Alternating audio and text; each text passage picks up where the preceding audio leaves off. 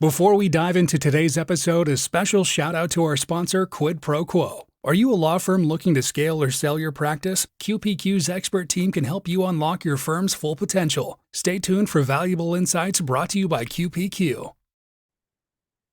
Okay, good morning, everyone. I'm Jennifer Goddard. For those of you that I have not met, I am the CEO and co-founder of Integrity Marketing Solutions, and I'm going to be your guide today as we walk through the process of doing a fourth quarter marketing audit for 2023 and taking that information and putting it into our 2024 strategic plan so that we're making better decisions based on accurate information. You know, when we talk about trying to grow a law firm, having this kind of knowledge about your marketing and your sales and your revenue is really the ticket. This is knowledge is power, right? Marketing is the engine that drives your law firm's revenue machine. It's marketing that builds your brand to attract your ideal clients, and it sets you up for success or struggle as you grow your law firm. So getting it right is the key to getting growth, profitability, and ease in your business life. When we do a marketing audit, it's important that it's not done in a vacuum. So we could look at a lot of performance statistics by going into the back end of the website and going into the back end of our advertising platforms, which we will do. But success in your law firm is not just about, you know, what's the click-through rate or what's the cost per click or how many calls did you get booked. So we have to look at the marketing inside the big picture of the financial health of your law firm. So today I'm going to show you how to conduct this marketing audit in such a way that it really gives you value and that you can use the information from this audit to guide your strategic planning for next year, but also you may start making some course corrections this year while we're in this fourth quarter. So with this information, you're going to have a better chance of making great decisions and really reaching your goals. So we're going to be looking throughout the webinar today on three aspects. Okay, first, we're going to look at financial tracking and what financial tracking you have in place and what is sort of the minimum viable product or what's the minimum amount that you need to have. Now, you can go much deeper. There are, you know, graduate level courses on business management. I have an MBA. I don't expect you to get an MBA out of this class.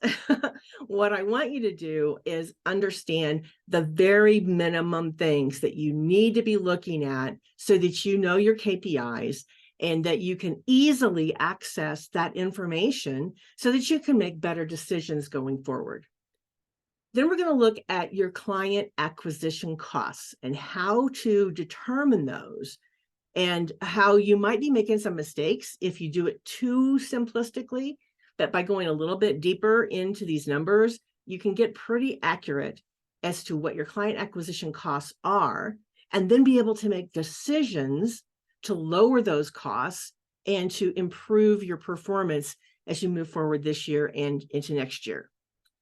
And then we're going to take that information. I'm going to show you how to look at that information and make decisions, okay? Use it to make decisions for next year and for your strategic planning. Collecting a lot of data can be tedious, and if it is not used properly or if it's inaccurate, then it's a useless waste of your time.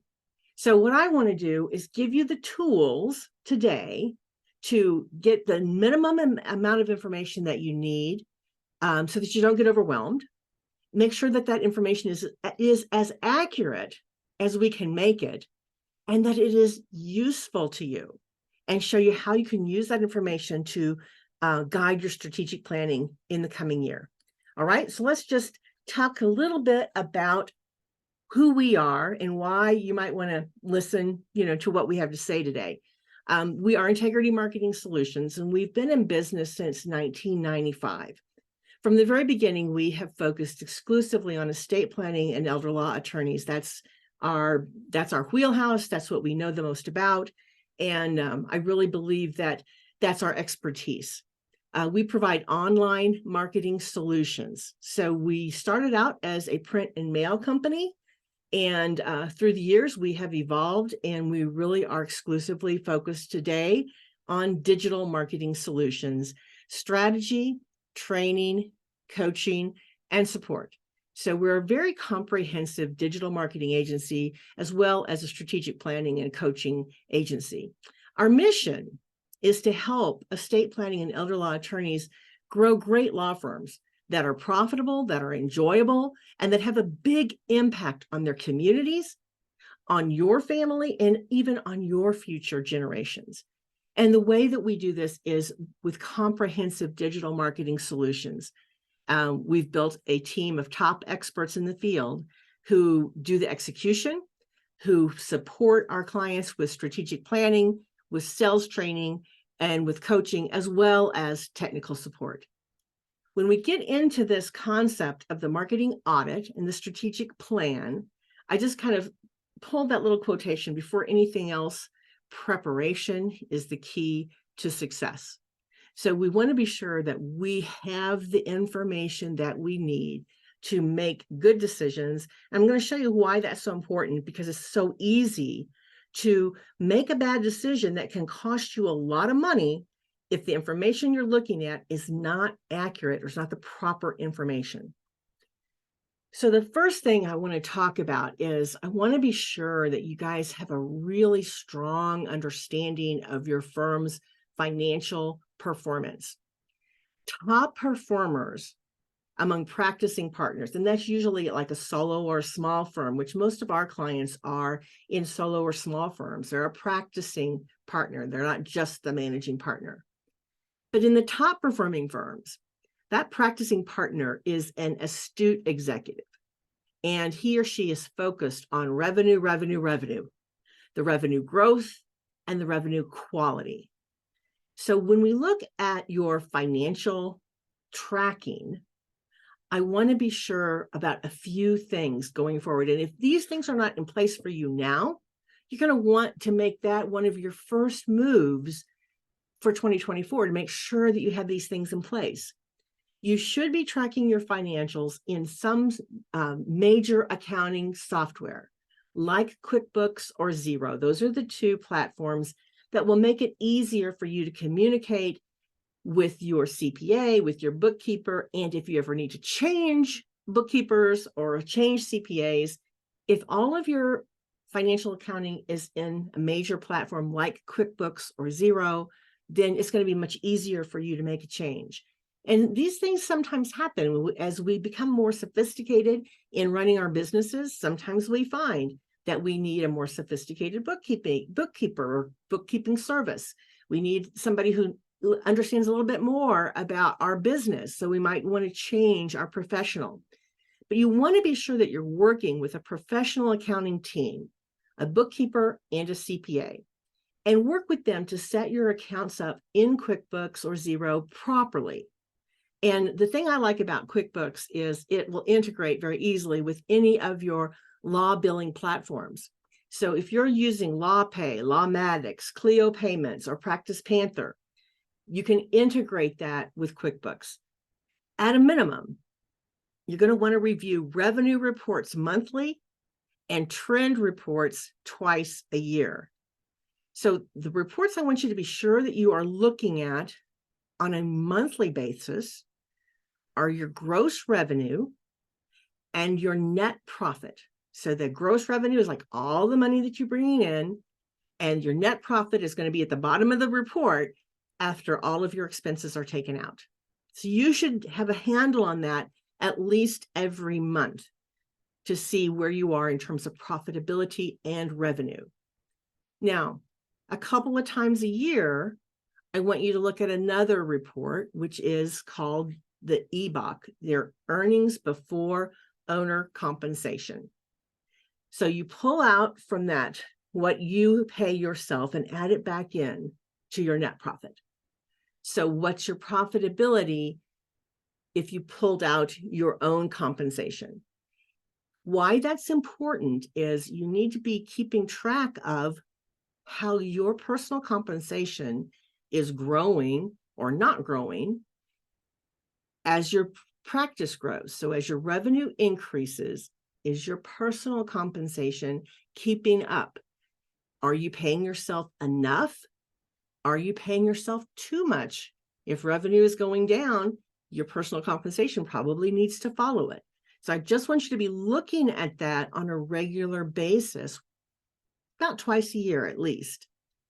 And then once a year, I want you to look at what your 3-year trend is. Is the revenue growing? Is the profitability growing? Is your personal compensation growing? Are you keeping pace with inflation? Are you hitting your financial goals? So that's at a minimum, having a professional accounting team and being able to see these reports on a regular basis and understand them. And if you have questions about them, have someone you can ask. What does this really mean? How do I change this? How do I improve that? Okay. Then there's one more thing that I would like for you to be able to put into place. I would like for you to be able to track your revenue by your lead source. At IMS, we help our clients set up revenue tracking by lead source, either in Lawmatics or in Go High Level. So we set up a dashboard so that they can track when revenue comes in, what was the lead source for that revenue. You can also do this in QuickBooks. You can talk to your accountant or your bookkeeper about this. If you use the customer type and you assign the lead source as a type. So this customer type is a Google pay-per-click type. This is a Facebook ads type. One advantage of using that customer type in your revenue tracking in QuickBooks is that reporting can be set up to run automatically. If you want to use QuickBooks to do that, you would talk to your CPA or your bookkeeper to set that up for you. Whichever way you choose to track revenue, be sure that your system is as accurate and as automatic as possible. Errors in this data entry can lead to making mistakes because you make a decision based on bad data. You're a good decision maker, but if you don't have the right data, you can easily make a bad decision because the data is telling you something that is not accurate. So like I said, for our clients, we set up their revenue tracking for them in Lawmatics, in their CRM, whether it's Lawmatics or Go High Level. But you also can definitely do this inside of QuickBooks. And if you need help to do that, talk to your bookkeeper or your accountant. But what you want to have is a very quick and easy way to get an overall view. I just kind of, this graphic here is just like Facebook ad 1, Facebook ad 2, my local service ads, seminars, and then pay-per-click. So if I can look at this easily to see not only what's my revenue by lead source now, but then what I have here is like a 3-year trend, okay? So you want to be able to see your lead source that's driving your revenue, okay? These are like minimums, okay? You can always go into more depth and more detail, but if you're just trying to get some systems in place for tracking, this is a minimum. So habits of top performers: having financial tracking in place, working with a professional team to help you with that, a focus on revenue by tracking revenue by case type and by lead source, and then really being proactive in your financial management, having 24/7 access to your reporting, not having to wait until your bookkeeper sends you a report, but be able to log into your QuickBooks account and pull up those reports and look at them. Have your bookkeeper teach you how to do that so that you can look at those reports at any time. I'll give you a tip about that as well. One thing that you can kind of keep tabs on your bookkeeper, if you have access to your reports 24/7, you can always go in and see if things are kept up to date. So, bookkeepers are like any other professional. They can be great, they can be terrible. And if you don't stay on top of it, you won't know which one you have until your CPA says, your books aren't up to date. So you want to be able to go in there, look at your books, look at these reports 24/7 at any time, and make sure that everything is being kept up to date. And then review with your accounting team at regular intervals. So evaluating marketing performance may seem like, well, why are we talking about financial tracking when we're talking to evaluate marketing performance? Well, it's more than just clicks and leads. You have to have an understanding of your financials and this relentless focus on growth and revenue quality before you can make decisions about marketing performance, because they are inextricably intertwined. And how the financials are performing, which are being driven by the marketing, will tell you. It's like financial is your lagging indicator, your marketing performance is your leading indicator. So good marketing performance will drive good financials if we're focused on the right things. So we have to have this financial tracking in place before we can really decide which marketing is working for us and which is, needs to be worked on. So moving on then to the second part of this marketing audit, we're going to focus on client acquisition costs.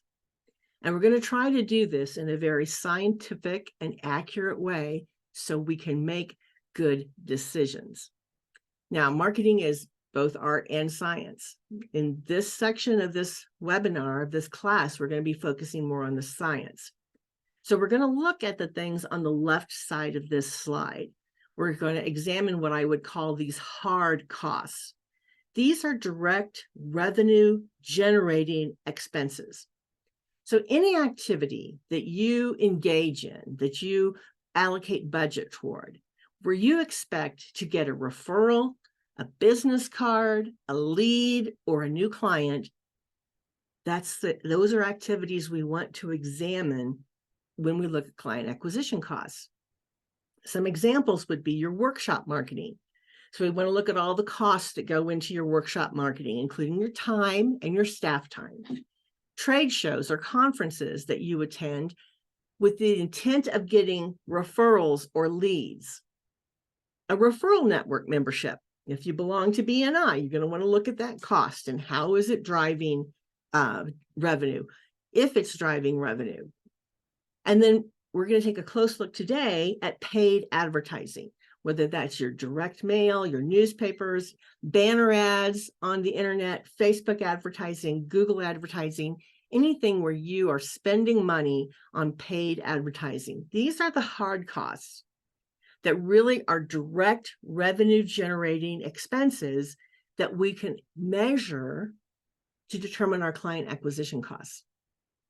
Now, we're going to take a look at these soft costs later on in the class, but we're going to look at them differently because these are leading indicators. We're going to look at how well they perform, but we're not going to tie them directly to an individual client acquisition. So we're just going to put those on the table for the moment. And these will include soft costs. And one of the reasons is it's very difficult to factor them into this client acquisition cost equation. So we're going to look at them under a different microscope. And so these other costs they're going to look at later would be your website hosting and maintenance, any content marketing that you're doing, blogging, social media, your search engine optimization or SEO.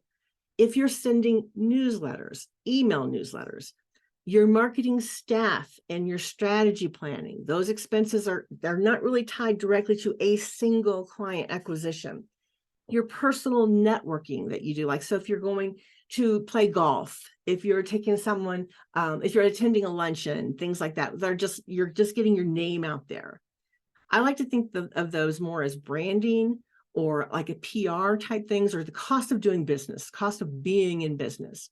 Now, we still want to look at those things, but when we look at determining our CAC, our client acquisition costs, we want it to be a little bit more scientific. So we're going to look at the hard costs first. Then we're going to look at the performance of these other things. So the first thing we have to do is kind of understand how this marketing basket works. a lot of times when attorneys decide to try to figure out what my client acquisition cost is, they take everything that might remotely be related to marketing and they add all that marketing expense up and divide it then by their new clients. And this is now what they think is their client acquisition cost. And yes, that will give you a number, but it's not a very helpful number. This number doesn't give you information that can guide decisions about where you should cut back, where you should reinvest, or how you could optimize your revenue. If we're going to really do strategic planning, we've got to get a lot more granular than this. So our goals on doing this audit are to enhance both your revenue and your profitability. So we want to lower the client acquisition cost while we maximize the lead flow. Well, one way we could definitely lower client acquisition costs would be to just stop doing everything, right? Just don't do any marketing, don't have any leads. So then your lead cost is zero, but also your leads are zero. So we don't want to go that route. We want to maximize your revenue and maximize your profitability by putting our investment in the things that's driving the best leads for you, okay?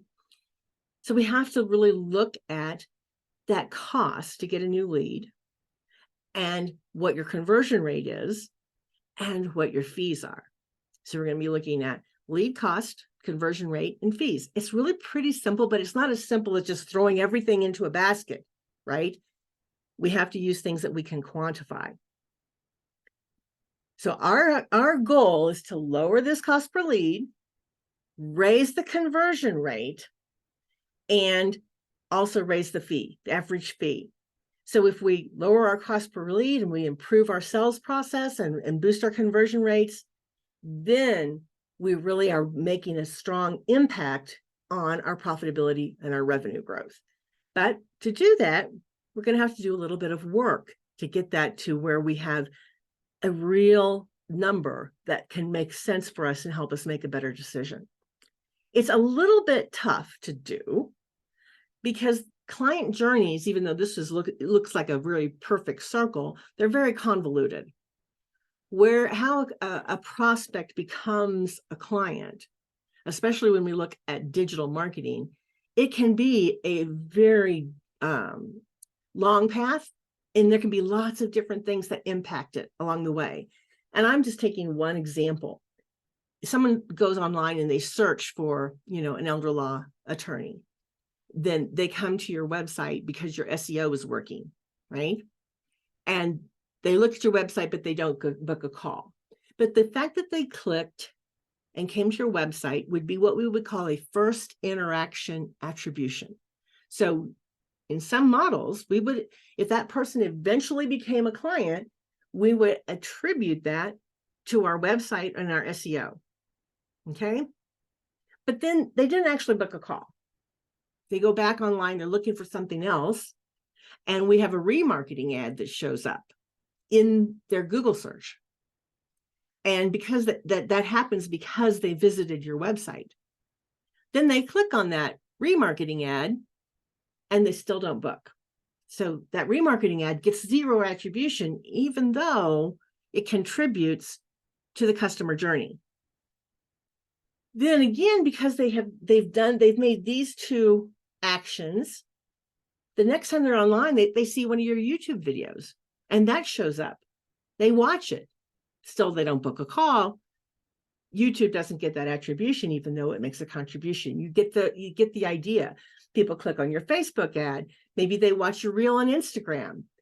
Finally, they book a call through your website. And when your people ask them on the phone, how did you hear about us? They say, I don't remember. And they don't. Or they may say, well, a friend of mine mentioned you, or I talked to my financial advisor. So if we're not careful, we end up not attributing our new clients to the proper platform that actually generated it. And as you can see, that's going to be really hard to do, right? In fact, there are lots of different attribution models. And so we have to realize that while all of these things may be contributing to us finally getting that customer, that client, we have a little bit of difficulty making an accurate attribution. So just to kind of understand what is attribution. To paraphrase an old saying, if a click takes place today, but nobody converts until 3 weeks later, does anyone know what drove that sale? So it is difficult, but we have to make some choices. Okay. I'm going to show you some different attribution models, but the thing to remember is the default model in Google Analytics is to give the credit for the conversion to the last interaction. So the interaction that was closest to the conversion is the one that gets the credit in Google Analytics. And you know what? For most purposes, that's a reasonable attribution model to use. I'm going to show you some of the other models, but the last interaction is probably as good as anything else, because it's very, very difficult to track every single one of those touch points. But if you understand and accept that all of these touch points impact that last interaction, then you can kind of look at some of this information with a bit of a grain of salt and a better understanding. So remember, I told you that marketing is both art and science. That's going to be the art of it. Okay. The art is understanding that everything contributes to that last interaction. So we don't have to go through every single one of these attribution models, but I wanted to show this to you so that you can see that there are lots of very different ways to attribute a sale to an action online. The first interaction attribution is a very valid model. However, it usually involves some kind of time decay, because it may have been a year ago that they first saw you, that they first clicked on your website.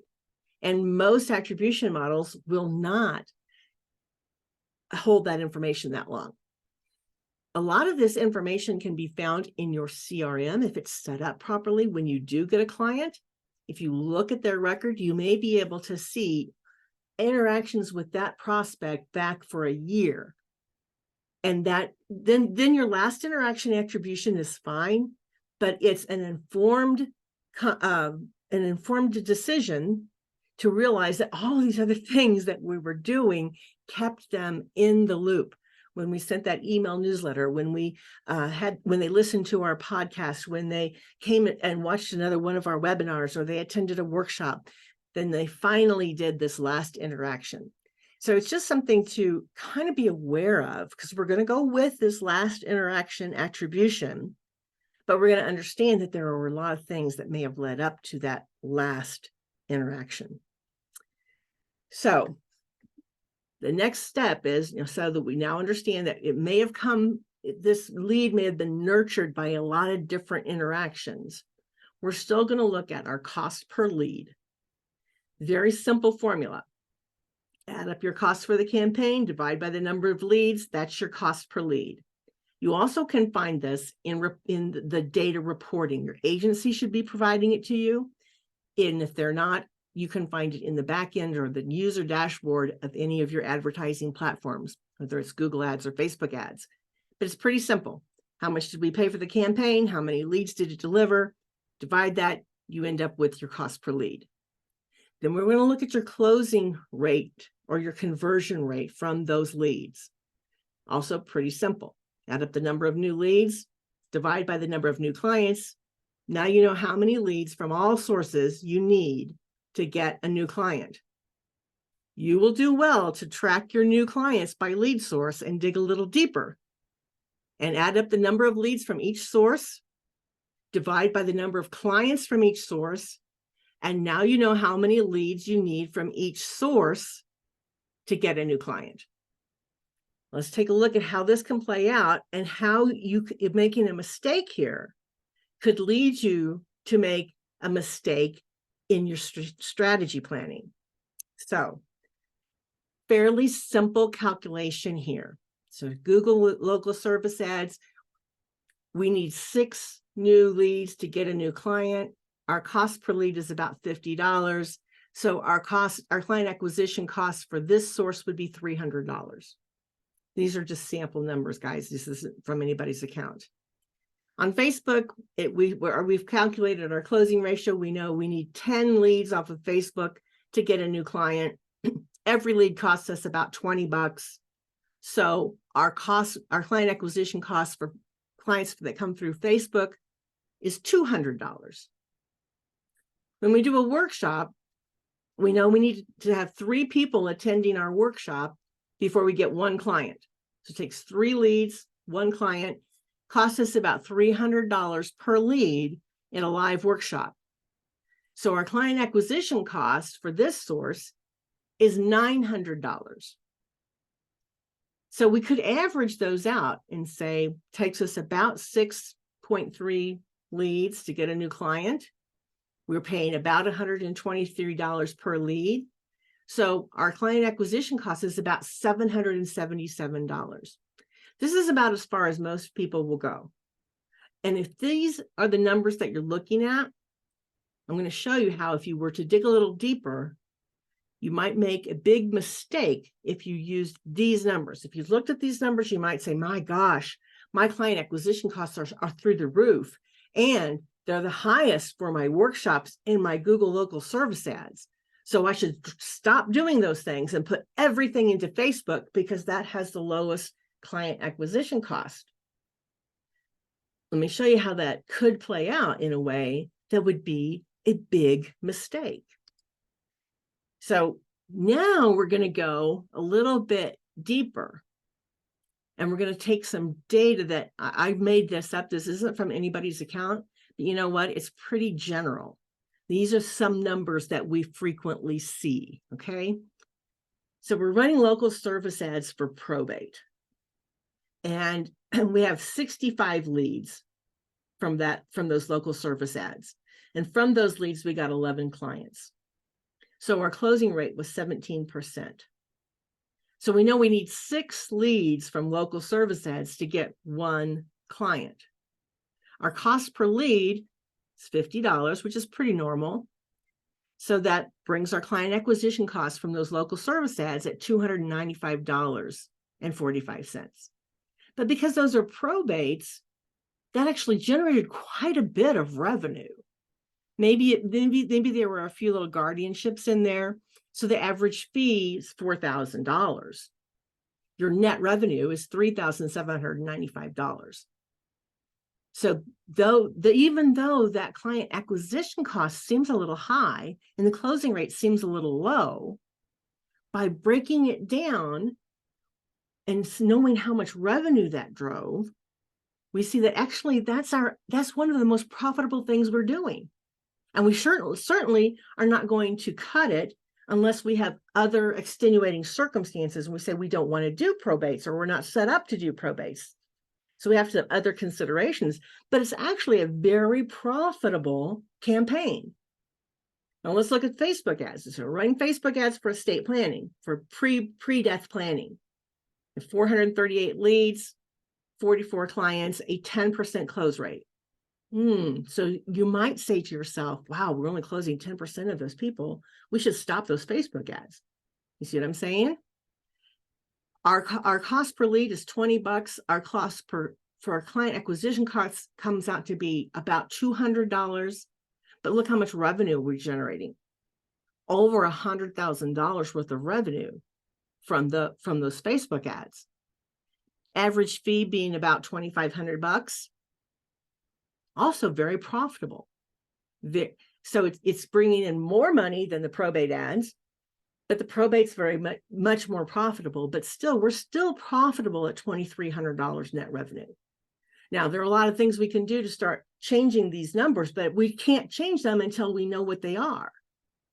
Now, the workshops, which looked like they were really bad on that previous slide.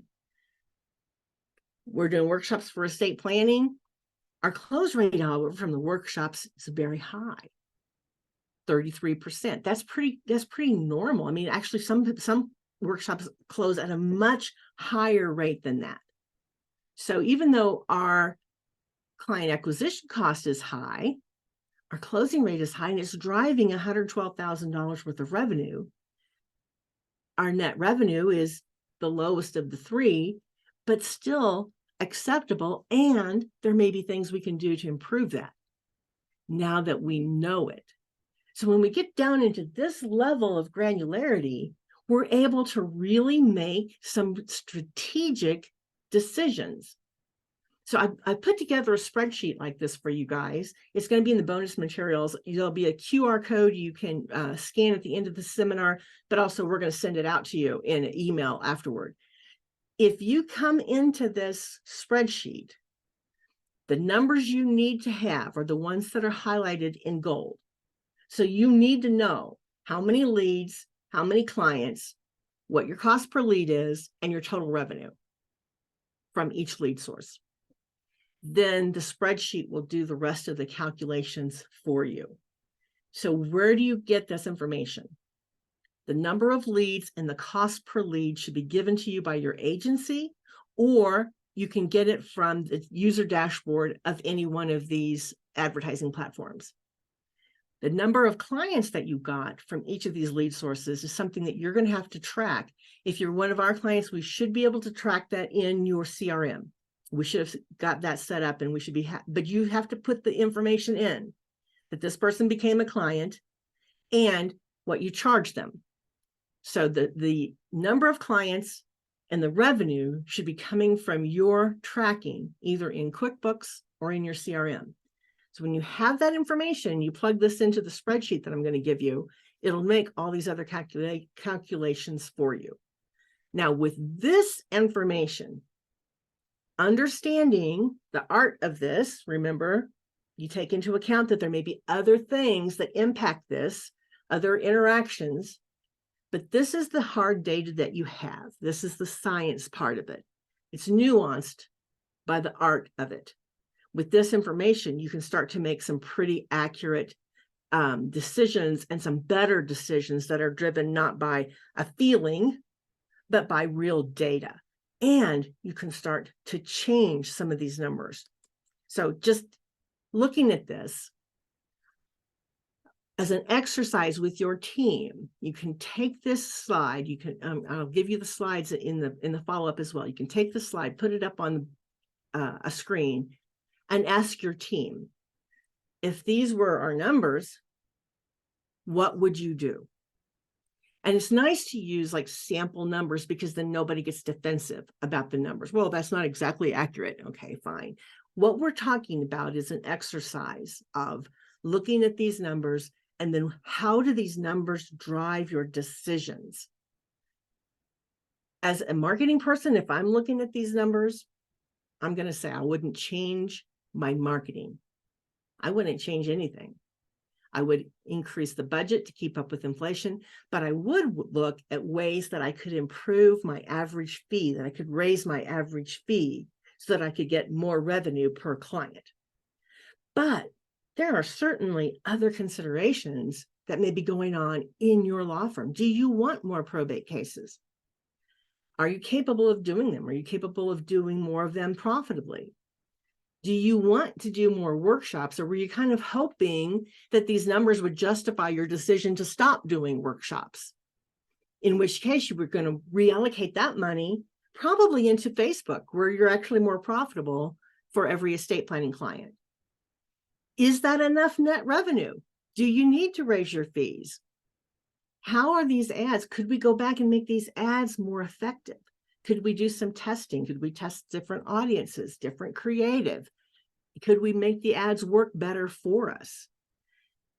Are there advertising channels that we're not using that might work really well for us? Should we look at doing some different types of advertising? You know, we've only got 3 things up there right now. And overall, they're driving about $75,000 worth of revenue. Do we need to add budget, scale some of these up? So these are the things that I think you can take this very slide back to your team and say, if these were our numbers, what would you do? That's a good exercise. And then plug in your own numbers so that you can start to see how these numbers can drive your strategy and drive it in a much more accurate way so that you don't make mistakes cutting out something that is actually quite profitable when you really get down into the numbers and look accurately at them. Okay. So now the next thing, remember I told you we're going to take some of those soft costs and put them on the table, and then we would come back to them and look at them again under a different microscope. So these are some of the things that you're doing in your marketing that you need to be doing. They raise your visibility. They establish your brand. They help you claim your position in the market.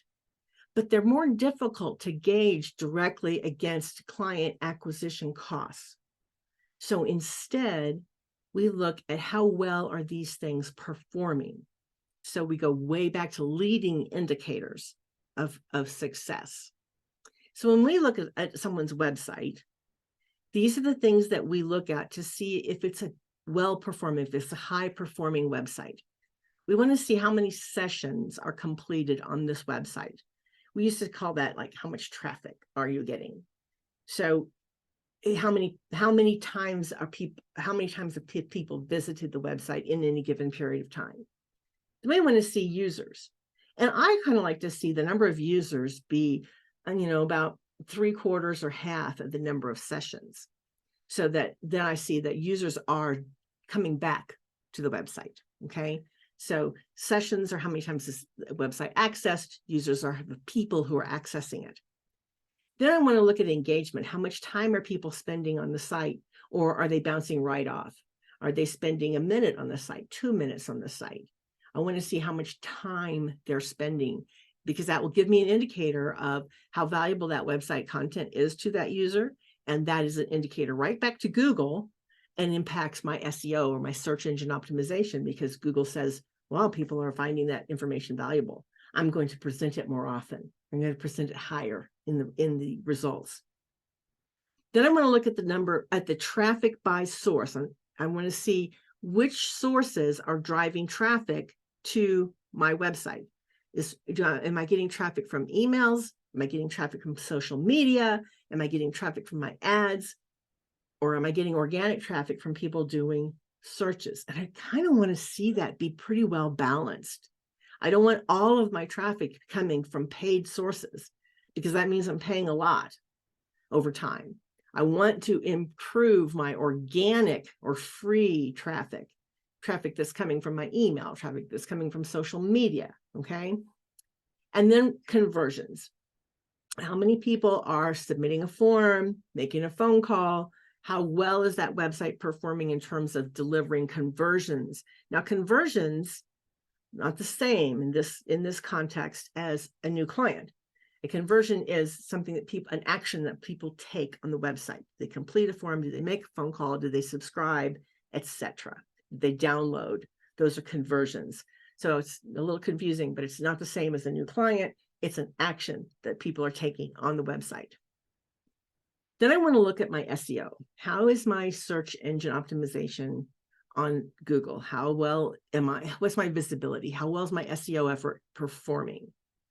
So I want to look at the keywords that are important to my practice and how well am I ranking in my local market when people search on those keywords.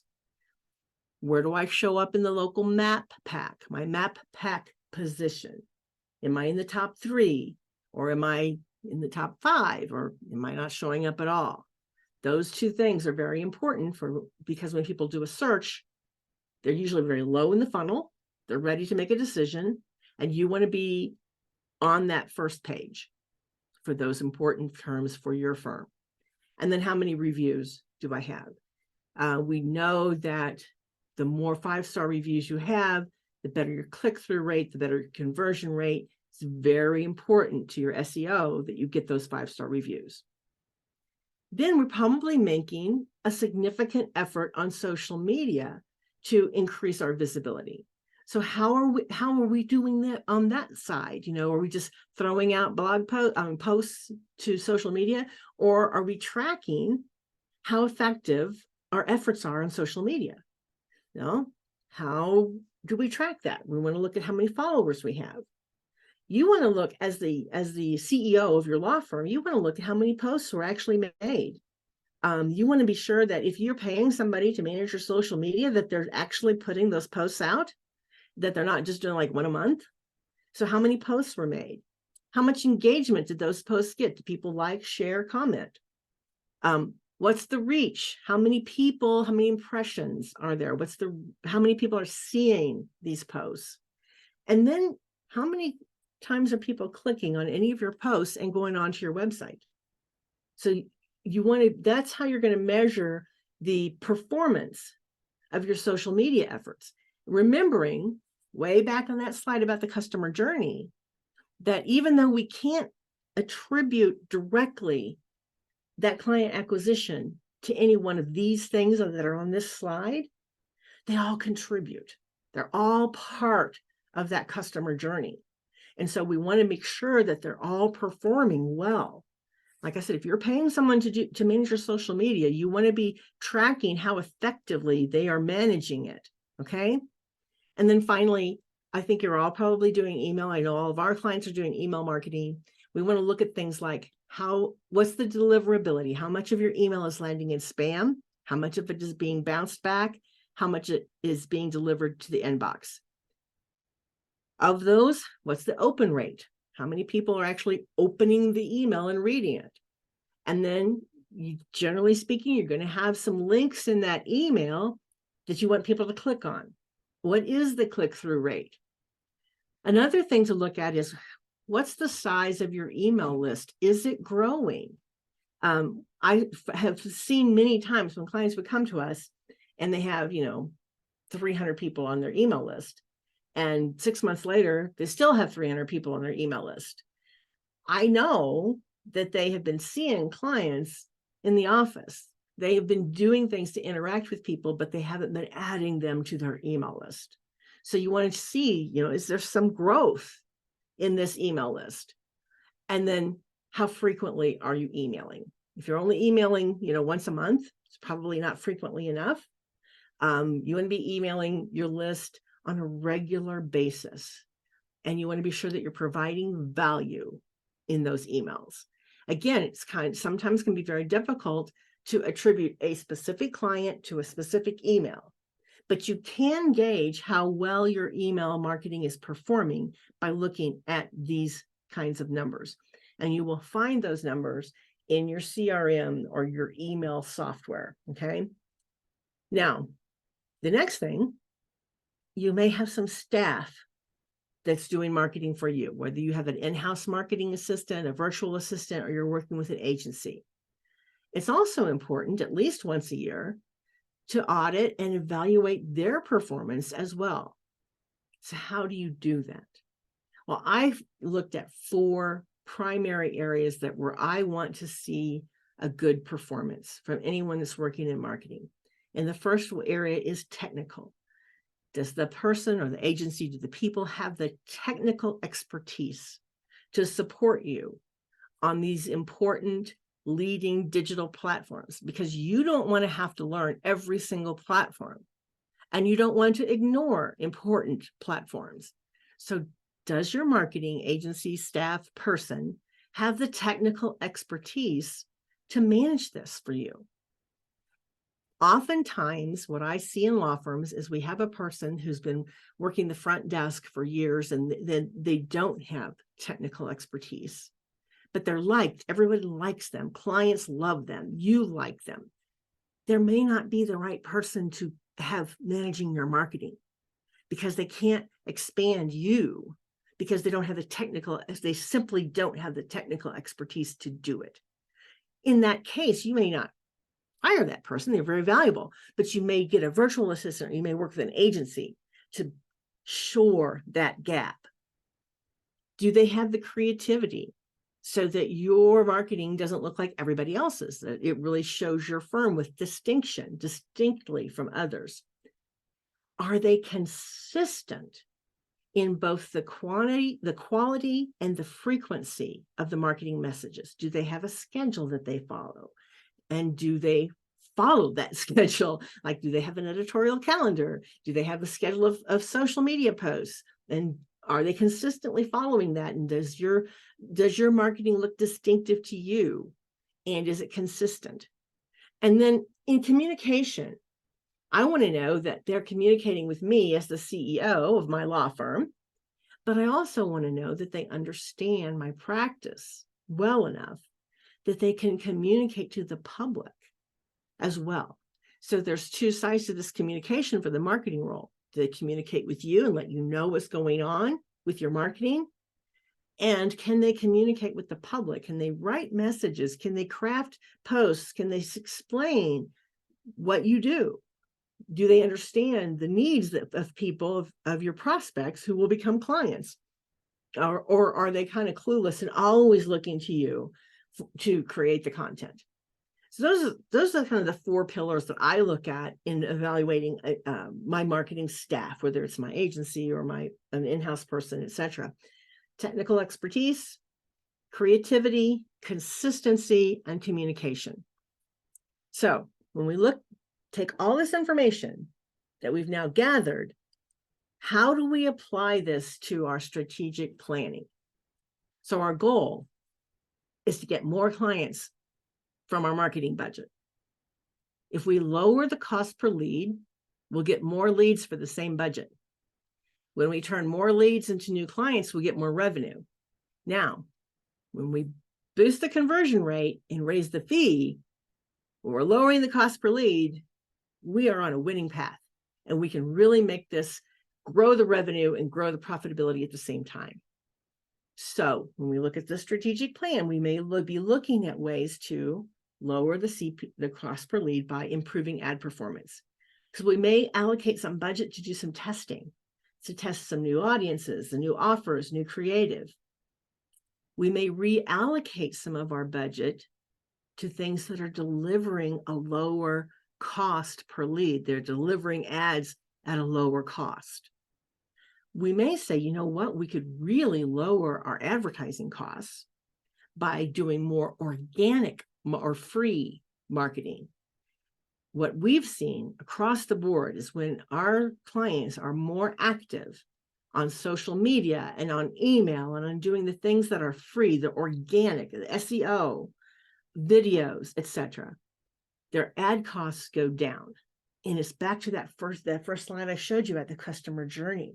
The more free touch points that we have with our prospects, the less it's going to cost us to get that paid ad to work. So we can generate free leads, but we also can use that organic to lower our advertising cost. Then we want to look at the same time, how can we boost conversions from the leads we're getting? We want to look at, can we follow up with our leads faster? Can we put in an automation that sends a text message? Can we assign somebody to make a phone call? Are there ways that we can follow up with our leads faster? Because we know the faster we follow up with the lead, the better our chances are of getting them to book a call and come in and become a client. Can we implement some lead nurturing campaigns? Sometimes when we run Facebook ads, you remember I showed you sometimes it takes 10 leads to get a client. Well, those other 9 leads are generally very valid. And so they build up a big email list. Could we launch some lead nurturing campaigns through email to convert some of those lost leads into new clients? Should we be looking at retargeting? Remember I talked about sometimes we launch a remarketing campaign, and if someone visits their website, now when they go back to Google and they're looking for something else, your ad shows up again. Do we have enough traffic now that it would make sense for us to do retargeting, which is typically very low cost per lead, typically very affordable way of advertising online? Should we be doing some things that would increase our authority and people's trust in us so that when they come to that first call, they're pre-sold, like your referrals, right? Can we do that by increasing our online visibility? Are there things we could do to improve our sales process? The way that we answer the phone, the way that we handle those those initial phone calls? Can we command premium fees? Can we get better in our sales process? That's one of the unique things that we do at IMS. So we have a sales coaching and training program for you and for your staff so that we can help you handle these phone calls better, handle these consultations better, and get higher fees and higher closing rates. So if we combine these two strategies, when we do our strategy planning for 2024, we can make some really major changes and avoid making major mistakes.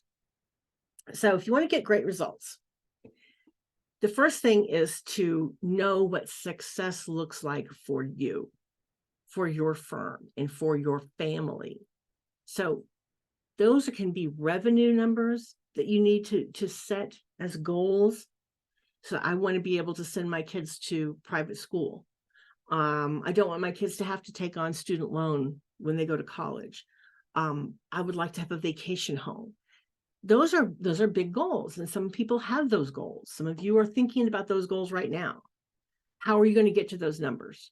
That's how you're going to be defining success for your revenue. Others are saying, well, what I really want is I want to stop doing workshops. I don't want to be gone all the time. I want to stop doing probates. I don't enjoy doing those. So that would be considerations that can impact your strategic planning. Okay. Starts with knowing your numbers. Make sure you understand your firm's financial health and that you have tracking set up either in your accounting software, or your CRM, or from your agency. Then set your goals based on your current financial health, your marketing performance, and the lifestyle that you want for yourself and for your family. And then allocate the resources to achieve those goals. Then take all of this information, your goals, your numbers, your performance, and plan your strategy for next year. Now you're armed with accurate numbers, realistic goals, and you're really ready to make a strategy that's not just a knee-jerk response or a feeling. You have solid information to make database decisions. So guys, here's what I've put together for you. And you can take your phone out right now and scan that code, take you to a Google Drive that has these worksheets in it, or you can wait until tomorrow. We're going to send out a follow-up email and we'll have that link in that email. So I've got this client acquisition cost worksheet that will help you put together that table of numbers for yourself using your numbers, okay? Then we've got the marketing audit worksheet that walks you through auditing your 2023 performance, okay? When you have those two things completed, then you pull out your 2024 strategy planning worksheet. And you're going to use the numbers and the information from these two, the spreadsheet and the audit worksheet, to impact your strategic planning for next year. Okay, guys, marketing audit worksheet, strategy worksheet, and client acquisition cost worksheet. If you're going to get it done, it's going to take focus, clarity, and probably some sacrifice. You're probably going to have to make some sacrifices to achieve your goals. If you need help with any of this, from auditing to strategy planning to execution, I would invite you to reach out to my team. You can use your phone now to scan this QR code, or you can write down this URL. We offer a free discovery call. So you would go to www.imsrocks.com/apply. Go to that page, book a call with my team. It's about a 15-minute call. We can talk about, what your goals are, where you are now, what's the gap between where you are now and where you want to be. And then we can talk about whether or not we might be able to help you and what would be the steps to get from where you are now to where you want to be. It's a free call. We're happy to talk to you. We're happy to help you. And in the meantime, start getting your numbers together. Start getting your financial tracking in place. Make sure you can track your financials. Make sure you can track your income by lead source, and that you know exactly what your client acquisition cost is for each area where you're marketing. Now you're able to start make some really great decisions and grow your practice in the new year. Thank you all. We're out of time. Watch for that email tomorrow with all of your bonus materials, and book your call now. Don't wait. Don't think, well, I'll get to it later. Go ahead and book the call now. Talk to Michael or James. We'll get you clarity, and we'll figure out whether or not we could help you achieve your goals in what's left of this year and into next year. That's a wrap for today's episode, and a big thank you to our sponsor, Quid Pro Quo. QPQ is your partner in law firm success, offering expert guidance on scaling, selling, and optimizing your practice. With a team of experienced professionals, they bring real-world insights to the table. Are you ready to take your law practice to new heights? Visit their website at www.quidproquolaw.com to learn more and start your journey toward a thriving and sellable law firm.